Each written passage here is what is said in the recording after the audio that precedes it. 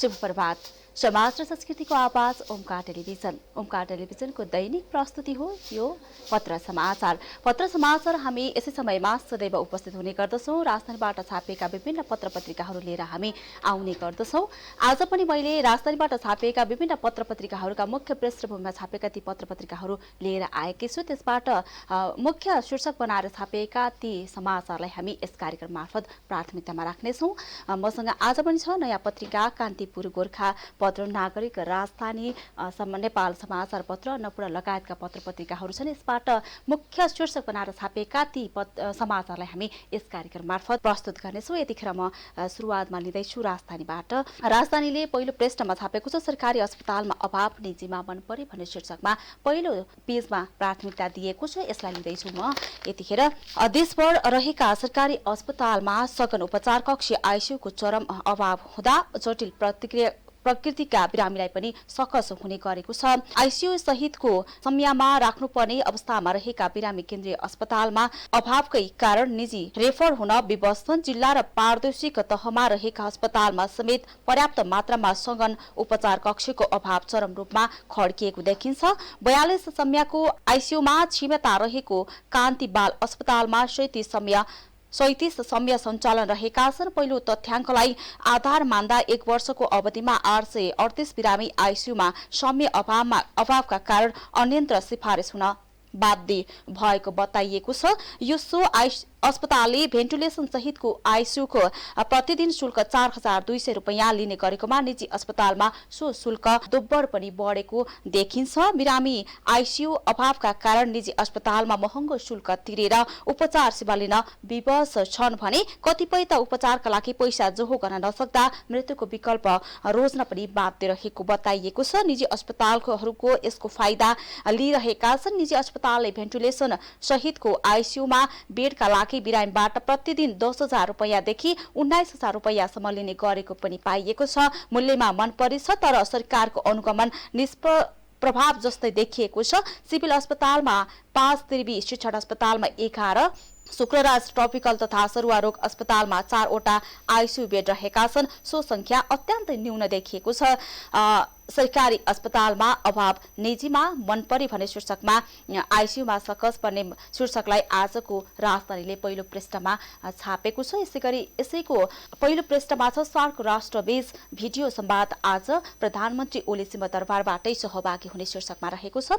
Shark राष्ट्रबीच corona virus विरुद्ध साझा रणनीति बनाउन आइतबार भिडियो कन्फरेन्सन हुने भएको छ। सो भिडियो कन्फरेन्समा प्रधानमन्त्री केपी शर्मा ओली नै सहभागी हुने बताइएको छ। आइतबार साँझ 5 बजे हुने सो कन्फरेन्समा प्रधानमन्त्री सहभागी हुने प्रधानमन्त्रीका प्रेस सल्लाहकार सूर्य थापाले बताउनु भएको छ। सिंहदरबार स्थित प्रधानमन्त्री तथा मन्त्री परिषदको कार्यालयमा रहेको एक्सन रुमबाट प्रधानमन्त्री भिडियो संवादमा सहभागी हुनुहुने कार्यक्रम रहेको छ। थापाले राजधानीसँग कुरा गर्दै प्रधानमन्त्री शुक्रबार साँझ दोस्रो पटक मृगौला प्रत्यारोपण गरेर 12 दिनपछि त्रिभुवन शिक्षण अस्पतालबाट निवास बालुवाटार फर्किनु भएको हो। उहाँले शनिबार समेत बालुवाटारमा विभिन्न रणनीति भेटघाट गरेको पनि बताउनु भएको छ। सो कन्फरेन्समा भारतका प्रधानमन्त्री नरेन्द्र मोदी सहभागी हुनुहुने भारतले जनाइसकेको छ। भारतका विदेश मन्त्रालयका रविश कुमारले भिडियो संवादमा भारतबाट प्रधानमन्त्री मोदीले लिड गर्ने पनि बताइएको छ। सबैका हितका लागि सँगै हिडौँ भन्ने सो भिडियो संवादमा प्रधानमन्त्रीले नै नेतृत्व गर्ने भनेर ट्विट गरेका छन्। सो कन्फरेन्समा पाकिस्तानको समेत सहभागी हुने निश्चित भइसकेको पनि बताइएको छ। शुक्रबार भारतीय प्रधानमन्त्री नरेन्द्र मोदीले ट्विट गर्दै महामारीका रूपमा फैलिएको कोरोना भाइरस विरुद्ध लड्नका लागि सार्कले संयुक्त पहल गर्नुपर्ने भन्दै साझा रणनीति बनाउन प्रस्ताव पनि राख्नु भएको थियो। उहाँले प्रस्तावलाई प्रधानमन्त्री ओलीले शुक्रबार नै स्वागत गर्दै सहमति जनाउनु भएको थियो। सार्क राष्ट्रबीच भिडियो संवाद, आज प्रधानमन्त्री ओली सिंहदरबारबाटै सहभागी हुने शीर्षकमा आजको राजधानीले छापेको छ। यसैगरी लिँदैछु म अनिर्णयको बन्दै यातायात विभाग भन्ने शीर्षकमा छ। एक दिन अघि एउटा सूचना, 2 दिनपछि खण्डन भन्ने शीर्षकलाई यातायात व्यवस्थापन सम्बन्धी महत्वपूर्ण जिम्मेवारी बोकेको भौतिक पूर्वाधार तथा यातायात मन्त्रालय अन्तर्गतको यातायात व्यवस्था विभाग यसपटक अकर्मण्डयताका फस्दै आएको छ। आवश्यक नीति नियम तथा कानूनको अभाव, विभागको तत्कालीन तथा दीर्घकालीन स्पष्ट नीति र योजनाको कमजोरी तथा विभाग नेतृत्वको समन्वयकारी कमजोर भूमिकाले महत्त्वपूर्ण जिम्मेवारी बोकेको विभाग अनिर्णय र अकर्मण्यताको शिकार बन्दै आएको छ। विभागले पहिलो पटक राइट शेयरिङ टुटल र पठाउ बन्द गर्ने सम्बन्धी जारी गरेको सूचना 2 दिन नबित्दै सच्याउनु पर्ने पनि बताइएको छ। यो एउटै नेतृत्वको दोस्रो असफल प्रयास पनि बनेको बताइएको छ। विभागले 27 फागुनमा विभिन्न प्रयोजनका लागि दर्ता भएका सवारी साधनहरूलाई विभिन्न माध्यमबाट आफू खुसी भाडा तोकी सार्वजनिक सवारीको रूपमा प्रयोग गर्दा सवारी तथा यातायात व्यवस्था ऐन 2049 को दफा 12 को उपदफा 1 मा भएको कुनै एक प्रयोजनका निमित्त दर्ता भएको सवारी अर्को प्रयोजनका निमित्त पनि प्रयोग गर्न नपाइने भन्दै टुटल पठाउमाथि प्रतिबन्ध लगाउने सूचना जारी पनि गरेको छ। 2 दिन बित्न नपाउँदै विभागले पुनः अर्को सूचना जारी गरेर यस सम्बन्धी काम प्रदेश सरकारको भएको र अदालतले समेत फैसला गरिसकेको भन्दै आफ्नै सूचनाको खण्डन गर्दै सच्याउनु पर्ने पनि बताइएको छ। अनिर्णय बन्दी बन्दै यातायात विभाग भन्ने शीर्षकमा आजको राजधानीले पहिलो पृष्ठमा छापेको छ। यसैगरी एकसाथ हटाइए उपत्यकाका सबै घुमुवा प्रहरी भन्ने शीर्षकमा छापेको छ। उपत्यकाका सादा पोसाकमा खटिँदै आएका सबै प्रहरी जिम्मेवारीबाट हटाइएको छ।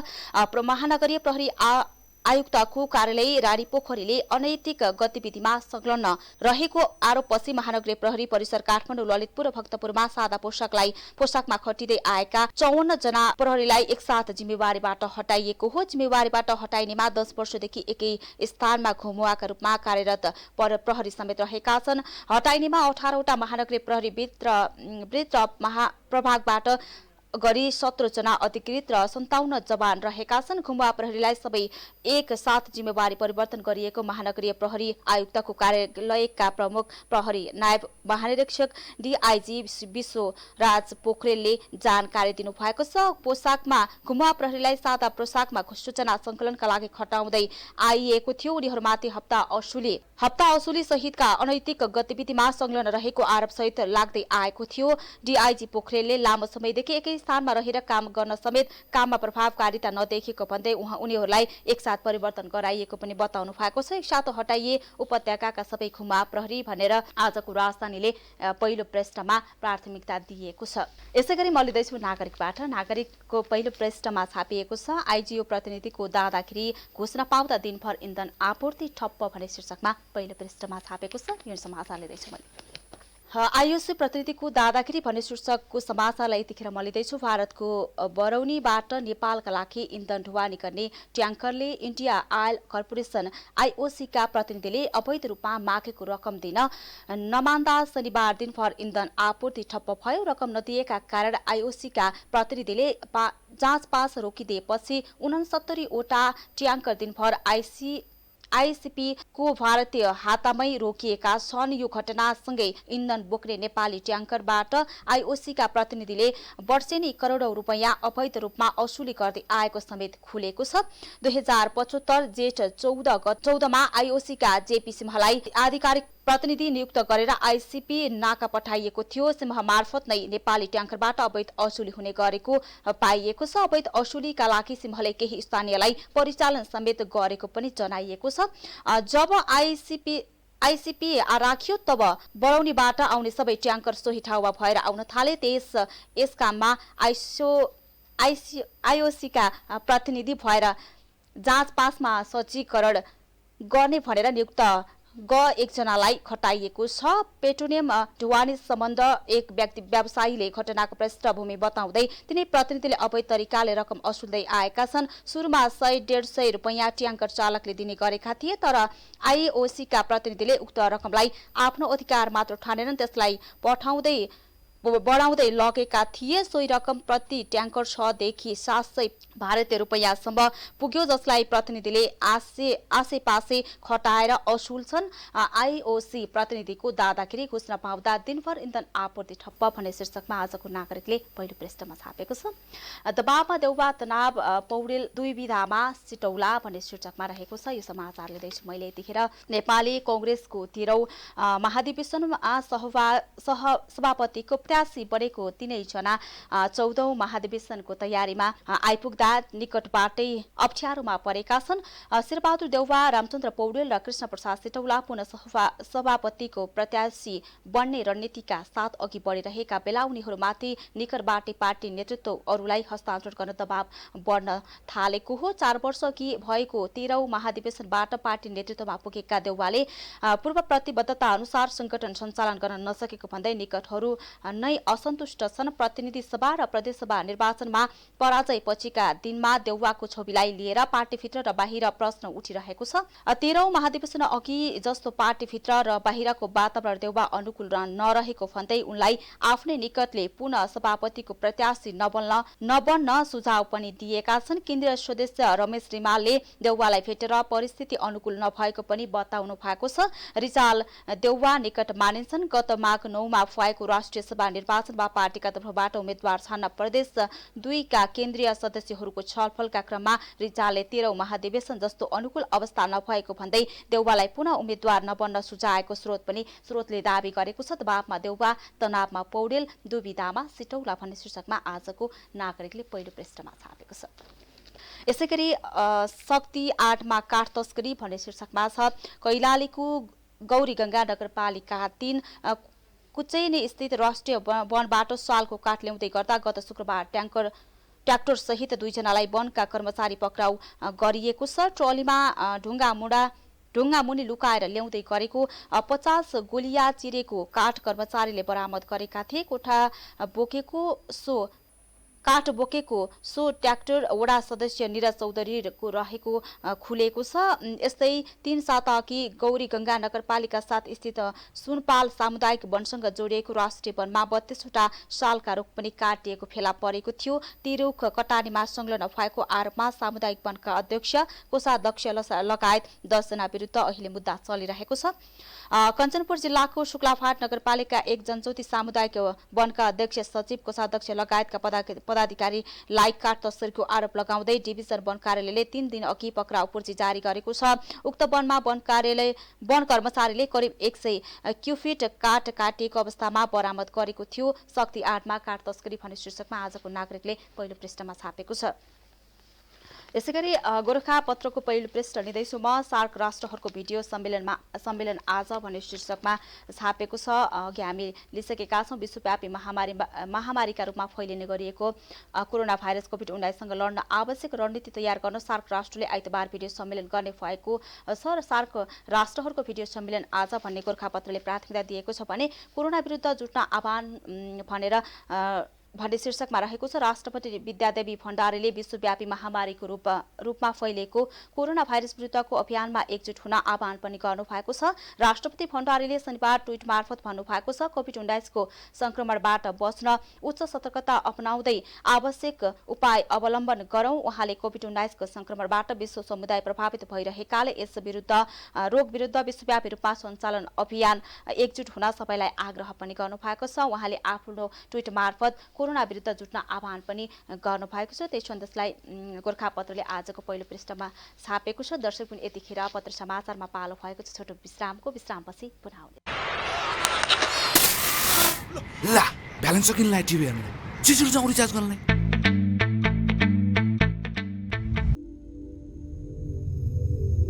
राइट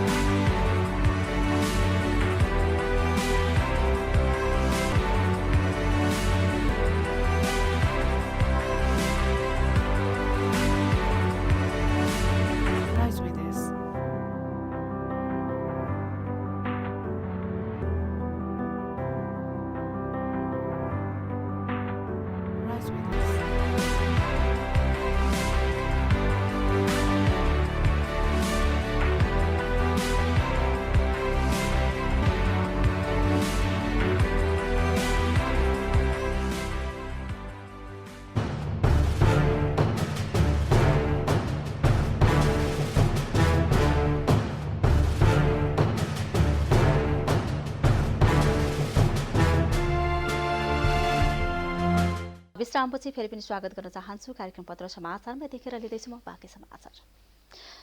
यतिखेर गोर्खापत्रबाट लिँदैछु मैले। गोर्खापत्रको पहिलो पृष्ठमै छ सीमा समस्या समाधान गर्न वार्ताको तयारी भन्ने शीर्षकमा छ। परराष्ट्र मन्त्री प्रदीप कुमार गेवालीले नेपाल र भारतबीच सीमा विवाद समस्या समाधानका लागि वार्ताको मिति तोक्न कूटनीतिक पहल गरिरहेको बताउनु भएको छ। गृह जिल्ला गुल्मीमा नेपाल कम्युनिस्ट पार्टी नेकपाले सुरु गरेको पार्टी एकता सुदृढीकरण तथा जनसम्बन्ध विस्तार अभियान कार्यक्रमको रुरु क्षेत्रमा शनिबार उद्घाटन गर्दै मन्त्री गेवालीले वार्ताको मिति तत्कालै तोक्ने गरी तयार भएको पनि बताउनु भएको छ। सीमा समस्या समाधान गर्न वार्ताको तयारी भन्ने शीर्षकमा आजको गोर्खापत्रले छापेको छ। यसैगरी पैसाबाट कोरोना सर्ने सम्भावना बढी भन्ने शीर्षकमा छ। पैसाको माध्यमबाट कोरोना भाइरस सर्ने खतरा देखिएपछि छिमेकी मुलुक चीनमा गत फागुन करिब 54,000 करोड रुपैयाँ नष्ट गरिएको छ। पैसाका माध्यमबाट कोरोना फैलिने सम्भावनालाई न्यून गर्न चीन सरकारले केन्द्रीय बैंकको सहयोगमा कोरोना प्रभावित क्षेत्रबाट संकलन गरिएका ती पैसा पनि नष्ट गरेको हो। यसअघि गरिएको अध्ययनले पैसाबाट पनि विभिन्न प्रकारका भाइरस सर्ने सम्भावना अधिक भएको पुष्टि गरिएको छ। न्युयोर्क युनिभर्सिटीले गरेको एक अध्ययन अनुसार पैसामा पनि सूक्ष्म जीव बाँच्न र हुर्कन उपयुक्त वातावरण भएको प्रमाणित भएको छ। चिकित्सकहरूले पनि कुनै पनि भाइरसका जीवाणु पैसामा करिब 2 सातासम्म जीवित रहन सक्ने बताउँदै पनि आएका छन्। पैसामा 3,000 भन्दा बढी प्रकारका कीटाणु जस्तै भाइरस, ब्याक्टेरिया, सामान्य कीटाणु, ढुसी देखा परेका छन्। त्यस अध्ययनमा बैंकबाट निकालिएको पैसामा 8 प्रकारका ब्याक्टेरिया देखिएका थिए। अध्ययन अनुसार तरकारी बजार, मासु पसल, पान पराग पसल, पेट्रोल पम्प, जुत्ता सिलाउने पसल र माग्नेसँग भएको नोटमा 100% जीवाणु हुने पुष्टि पनि गरिएको छ। पैसाबाट कोरोना सर्ने सम्भावना बढी भन्ने शीर्षकमा आजको गोर्खापत्रले पहिलो पृष्ठमा छापेको छ।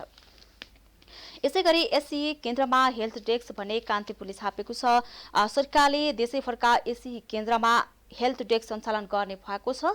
शिक्षा विज्ञान तथा प्रविधि मन्त्री गिरिराज मणि पोखरेल र स्वास्थ्य तथा जनसङ्ख्या मन्त्री भानुभक्त ढकालका सहभागी बैठकले परीक्षा केन्द्रमा हेल्थ डेस्क स्थापना गर्ने र स्थानीय तहहरूमा स्वयंसेवक परिचालन गर्ने निर्णय पनि गरेको हो। चैत 6बाट हुने एसईका परीक्षालाई कोभिड-19 को संक्रमणबाट जोगाउन हेल्थ डेस्क स्थापना गर्न लागि हो। शिक्षा मन्त्रालयले परीक्षा केन्द्रको सूची उपलब्ध गराएर स्वास्थ्य कर्मीसहितको डेस्क स्थापनाका लागि स्वास्थ्य मन्त्रालयलाई आग्रह गरिसकेको पनि बताइएको छ। प्रत्येक जिल्लामा प्रमुख जिल्ला अधिकारीको संयोजकतामा रहेको परीक्षा समन्वय समितिले हेल्थ डेस्क स्थापना गर्न र सञ्चालन गराउने शिक्षा मन्त्रालयले जनाएको छ। एसईका लागि हेल्थ डेस्क राख्न जिल्ला स्थित परीक्षा समन्वय समितिलाई निर्देशन पनि दिएका छौं। शिक्षा मन्त्रालयका प्रवक्ता दीपक शर्माले बताउनु भएको छ। मुलुकभर 1,994 केन्द्रमा परीक्षा सञ्चालन हुँदैछ। यस वर्ष 4,42,219 विद्यार्थी एसईमा सहभागी हुँदैछन्। एसई केन्द्रमा हेल्थ डेस्क राख्न अपिल भन्ने शीर्षकमा आजको कान्तिपुरले लिएको छ। यसैगरी म आर्थिक समाचार लिँदैछु। आर्थिक समाचार राजधानीबाट लिँदैछु। 9 अर्ब बढीको ऋणपत्र निष्कासनको तयारी भन्ने शीर्षकमा छ। नेपाल धितोपत्र बोर्डमा 5 बैंकले 9 अर्ब भन्दा बढीको ऋणपत्र निष्कासनको लागि निवेदन दिएको छ। बैंकले 9 अर्ब 60 करोड बराबरको 96 लाख किता ऋणपत्र निष्कासनका लागि अनुमति पनि दिने गरेको हो। नेपाल राष्ट्र बैंकले चालू आर्थिक वर्ष 2076-77 को मौद्रिक नीतिमा वाणिज्य बैंकले 25% ऋण मात्र जारी गर्नुपर्ने पनि उल्लेख गरिएको थियो। वाणिज्य बैंकले 2077 असार मसान्तभित्र आफ्नो चुक्ता पुँजीको न्यूनतम 25% बराबर अनिवार्य ऋणपत्र जारी गर्नुपर्ने व्यवस्था गरी बमोजिम बैंकहरू धमाधम ऋणपत्र जारी गर्ने प्रक्रियामा रहेको पनि जनाइएको छ। चालू आर्थिक वर्षको असार मसान्तसम्म सबै वाणिज्य बैंकहरूले न्यूनतम 25% ऋणपत्र निष्कासन गरिसक्नु पर्ने भए पनि हालसम्म सनराइज बैंक, लक्ष्मी बैंक, प्रभु बैंक, कुमारी बैंक, नेपाल एसबीआई बैंक, कृषि विकास bank, Nobel bank, citizen bank, NMB bank लगायतका बैंकले ऋणपत्र सार्वजनिक गरेको धितोपत्र बोर्डको तथ्याङ्कमा उल्लेख गरिएको छ। निष्कासित ऋणपत्र मध्ये केही दोस्रो बजारमा कारोबार सहित हुने गरेको पनि पाइएको छ। चालू आर्थिक वर्षको बजेटमा ऋणपत्रलाई पनि दोस्रो बजारमा कारोबार गर्ने उल्लेख गरेको थियो। त्यसै अनुरूप नेपाल स्टक एक्सचेन्जले अनलाइन प्रणालीबाट पहिलो पटक गत 9 पुसबाट ऋणपत्रको कारोबार सुरु गरेको हो। 9 अर्ब बढीको ऋणपत्र निष्कासनको तयारी भन्ने शीर्षकमा आजको राजधानीले आर्थिक समाचारमा छापेको छ। यसैगरी हाइड्रो पावर पीडितलाई 9 करोड भन्ने शीर्षकमा छापेको छ। सङ्खुवासभाको मकालु गाउँपालिका 1 मा निर्माणाधीन इसुवा खोला हाइड्रो पावरले किर्ते कागज बनाएर करोडौं रकम घोटाला गरेपछि स्थानीयलाई हाइड्रो पावरले 9 करोड थप गरेको बताइएको छ। मकालु 1 मा निर्माण सुरु भएको केबीएनआर इसुवा हाइड्रो पावर लिमिटेडले स्थानीयलाई प्रतिरोपनी 3 लाखका दरले थप गर्ने भएको हो। आयोजनाको नाम बेचेर जग्गाको अधिकतम प्रतिरोपनी 2 लाख मुआवजा दिएर 8 देखि 10 मूल्य निर्धारण गरेको पनि भेटिएपछि स्थानीयले विरोध गरेका थिए। आयोजनाले स्थानीयलाई पाखो बारीको प्रतिरोपनी 1,50,000 र बारीको प्रतिरोपनी 2 लाख र मुआवजा दिएको बताइएको छ। हाइड्रो पावर पीडितलाई 9 करोड भनेर आजको राजधानीले आर्थिक समाचारमा छापेको छ। यसैगरी म लिँदैछु अन्तर्राष्ट्रिय समाचार गोरखापत्रबाट छापिएको छ। अमेरिकामा कोरोना सङ्कटकाल भन्ने शीर्षकमा छ। अमेरिकामा राष्ट्रपति डोनाल्ड ट्रम्पले कोरोना भाइरस संक्रमण प्रकोप फैलिरहेको त्यसलाई नियन्त्रण गर्न राष्ट्रिय सङ्कटकालीन घोषणा पनि गरिसकेको छ। विश्व स्वास्थ्य सङ्गठनले शुक्रबार युरोपलाई कोरोना भाइरसको नयाँ केन्द्रबिन्दु घोषणा गरेपछि अमेरिकी राष्ट्रपति डोनाल्ड ट्रम्पले राज्यमा सङ्कटकालको घोषणा गरेको हो भनेर बताइएको छ। सङ्कटकालको घोषणा गर्न ट्रम्पले व्हाइट हाउसबाट टेलिभिजन मार्फत प्रत्यक्ष सम्बोधन पनि गर्नुभएको थियो। अमेरिकामा 1,701 जनामा कोरोना भाइरस संक्रमण भएको पुष्टि भइसकेको छ भने 40 भन्दा बढीमा कोभिड-19 कै कारण मृत्यु भएको सरकारी तथ्याङ्कले देखाएको छ। अमेरिकाका विभिन्न राज्यले कोरोना भाइरस संक्रमणको दर नियन्त्रण गर्न विभिन्न उपाय पनि अपनाएको छ। त्यहाँ ठूला भेला र खेलकुदका कार्यक्रम पनि प्रतिबन्ध लगाउने, विद्यालय बन्द गर्ने सम्मका निर्णय पनि गरिएको छ। विश्व स्वास्थ्य संगठनले कोरोना भाइरस संक्रमणबाट हुने रोग अर्थात् कोभिड-19 लाई विश्वव्यापी महामारीको संज्ञा पनि दिइसकेको छ। अमेरिकामा कोरोना सङ्कटकाल घोषणा भन्ने शीर्षकमा छापेको छ। कोभिड-19 कोरोना भाइरसको कारण भारतमा मर्नेको संख्या पनि 2 पुगिसकेको छ। भारतमा कोरोना भाइरसको संक्रमणका कारण थप 1 जनाको मृत्यु भएको छ भने राजधानी नयाँ दिल्लीमा शुक्रबार राति 68 वर्षीय महिलाको पनि मृत्यु भएको स्वास्थ्य मन्त्रालयले जनाएको छ। भारतमा यसअघि अर्का 1 जनाको पनि कोरोनाकै कारण मृत्यु भएको स्वास्थ्य अधिकारीले पुष्टि गरिसकेका छन् भने नयाँ दिल्लीमा अरू 6 जना कोरोनाको भाइरस संक्रमण भएको पनि बताइएको छ। बिहीबार कोरोना संक्रमित पहिलो व्यक्ति मृत्यु भएको घोषणा पनि गरिएको थियो। ती व्यक्तिको गत मंगलबार कर्नाटकमा मृत्यु भएको जनाइएको छ। पहिलो मृत्यु हुने व्यक्ति पनि महिला नै रहेको र 76 वर्षीय रहेको अधिकारीहरूले बताएका छन्। ती व्यक्ति साउदी अरबको भ्रमण गरेर आएको पनि पाइएको छ। भारतमा मर्नेको संख्या 2 पुग्यो भन्ने शीर्षकमा छ। यसैगरी इरानमा 500 को मृत्यु भन्ने शीर्षकमा छ। इरानमा कोरोना भाइरसका कारण मृत्यु भएको हुनेको संख्या 500 नागिसकेको छ। इरानी स्वास्थ्य मन्त्रालयले शुक्रबार दिएको जानकारी अनुसार मृत्यु हुनेको संख्या 514 पुगिसकेको छ। बिहीबारसम्म 429 रहेकोमा बढेर सो संख्या नागेको पनि बताइएको छ। यसैगरी संक्रमितको संख्या 11,364 पुगिसकेको छ। तीमध्ये 3,529 जना निको भएर घर फर्केको पनि बताइएको छ। कोरोनाको सम्भावना देखिएका इरानका सर्वोच्च नेता प्रमुख सल्लाहकार अली अकबर बेलायतीलाई पनि आफ्नो निवासमा अलग राखिएको पनि बताइएको छ। मध्यपूर्वी देशमध्ये इरानमा कोरोनाको संक्रमण सबैभन्दा बढी देखिएको पनि समाचारमा उल्लेख गरिएको छ। इरानमा मन्त्री, सांसद र स्वास्थ्य अधिकारी सहित 25 विशिष्ट व्यक्तिमा पनि कोरोनाको संक्रमण देखिएको पनि जनाइएको छ। इजरायलमा 143 जनामा संक्रमण भएको पुष्टि छ भने साउदी अरबमा 86 जनामा कोरोनाको संक्रमण भएको पुष्टि गरिएको छ। कुल बिरामी मध्ये 14 इजिप्टका नागरिक रहेको पनि जनाइएको छ। कुवेतमा कुल 100 जना बिरामी भएका छन् भने लेबनानमा थप 6 सहित कुल 77 बिरामी भएका छन्। इरानमा 500 को मृत्यु भन्ने शीर्षकमा आजको अन्तर्राष्ट्रिय समाचारमा गोरखापत्रले छापेको छ। यसैगरी अफगान शान्ति वार्ता नागरिकद्वारा सफलताको शुभकामना भन्ने शीर्षकमा छ। पछिल्लो करिब 2 दशक हिंसा, हत्या र आतंकको चपेटामा रहेको अफगानिस्तानमा यतिखेर पुनः एकपटक शान्ति वार्ताको प्रयास थालिएको छ। अफगानिस्तानमा अमेरिका तालिबान युद्धको 18 वर्ष 4 महिनापछि यसै महिना कतारको दोहामा शान्ति सम्झौतामा हस्ताक्षर भएको छ। विश्वमा 28 देशका कूटनीतिज्ञको रोहबनमा फुवाएको सो सम्झौताको विश्वव्यापी चर्चा भएसँगै अफगानिस्तान नागरिकले भने यस अघिको जस्तो शान्ति प्रयास असफल नहोस् भनी शान्तिको कामना पनि गरिरहेका छन्। अफगान शान्ति वार्ता नागरिकद्वारा सफलताको कामना भन्ने शीर्षकमा अन्तर्राष्ट्रिय समाचारमा आजको गोर्खापत्रले प्राथमिकता दिएको छ। यतिखेर म लिँदैछु खेल खबर लिँदैछु कान्तिपुरबाट। कान्तिपुरको खेल खबरमा मनाङ छैटौं पल्ट च्याम्पियन भन्ने शीर्षकमा छापेको छ। यही समाचारलाई लिँदैछु म। मनाङ मर्स्याङ्दी क्लबले आहारारा गोल्ड कप फुटबलमा सर्वाधिक उपाधि जित्ने टिमको कीर्तिमान कायम गरेको छ। 18औं संस्करणको फाइनलमा शनिबार चिरपरिचित प्रतिस्पर्धी नेपाल पुलिस क्लबलाई टाई ब्रेकर हराउँदै मनाङले 6औं पटक उपाधि जित्न सफल भएको हो। यसअघि पुलिस र थ्री स्टारले 5-5 पटक उपाधि जितेका थिए। 58औं क्याराभान गोल्ड कपले भने पुलिसको नाममा रहेको छ। पुलिससँगको तेस्रो फाइनल भेटमा पुनः मनाङ बाजी मार्न सफल भएको थियो। यो सिजनमा मनाङले पुलिस विरुद्धको जितमा ह्याट्रिक गरेको छ। शहीद स्मारक ए डिभिजन लिगमा मनाङले पुलिसलाई 2-0 र धरानको बुढा सुब्बा गोल्ड कपमा 3-1 ले फाइनलमा हराएको थियो। पोखरा रंगशालामा शनिबार निर्धारित 90 मिनेट र थप 30 मिनेटको गोलरहित बराबरीमा टुङ्गिँदा खेलको छिनोफानो पेनाल्टी सुटआउटबाट भयो। मनाङले पेनाल्टी सुटआउटमा 4-3 ले जित्दा अञ्जन विष्ट, पुजन उपरकोटी, सूरज विक र रञ्जन विष्ट गोल गर्न सफल भएका थिए।